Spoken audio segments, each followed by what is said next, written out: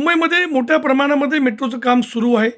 नुकतेच अंधेरी डी.एन. नगरपासून मंडाळे हा जो 2 बीचा जो मेट्रोचा मार्ग आहे, या मार्गामध्ये चेंबूर येथील सिद्धार्थनगर ठिकाणी पिलरच्या खाली एक मस्जिदचं प्रकरण पुढे आलेलं आहे. खरं पाहिलं तर यापूर्वीसुद्धा अशी मस्जिद असून देत किंवा अन्य धार्मिक प्रार्थनास्थळ त्याला यशस्वीरित्या शिफ्टिंग करण्याचं काम MMRDतर्फे करण्यात आलं होतं. MTHL असून देत किंवा सांताक्रूज चेंबूर लिंक रोड असून देत.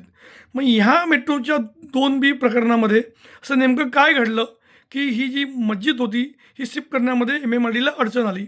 खरं पाहिलं तर भविष्याच्या दृष्टिकोनातून अशा प्रकारे पिलरच्या खाली किंवा फुटपाथवरती किंवा कुठल्याही फ्लायओव्हरच्या खाली कुठलीही बांधकाम नसावीत असे मुंबई हायकोर्टचे आदेश असतानासुद्धा MMRDतर्फे निष्काळजीपणा करण्यात आलेला आहे. या संपूर्ण प्रकरणाची चौकशी करण्याची आवश्यकता आहे.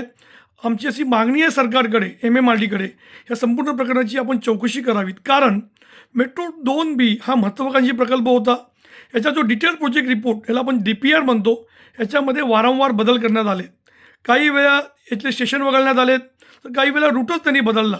त्यामुळे कुर्ला येथे सुद्धा हलापूल येथे जे मेट्रोचे जे गल्डर आहे ते हलापूलला लागून आहेत. त्यामुळे भविष्यामध्ये तिथंसुद्धा त्रास होण्याची शक्यता नाकारता येत नाहीत. आमची सरकारकडे मागणी आहे की मेट्रो 2B हा जो प्रकल्प आहे याच्या आधीपासून ते आत्तापर्यंत याच्यामध्ये कुठले कुठले बदल करण्यात आलेत, कशासाठी करण्यात आलेत आणि मस्जिदचे प्रकरण नेमकं काय आहे ही संपूर्ण चौकशी करून याची पारदर्शकता MMRDने बाळगावी अशी आमची सरकारकडे आणि MMRDकडे मागणी आहे.